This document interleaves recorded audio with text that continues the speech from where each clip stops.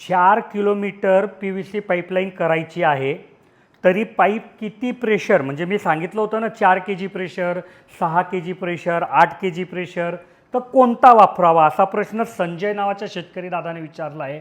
तर बघा, मी भरपूर व्हिडिओमध्ये सांगितलं आहे की शेती कामासाठी जर शेतकरी पाईपलाईन करत असेल तर त्यांनी 4 kgचाच पाईप वापरावा.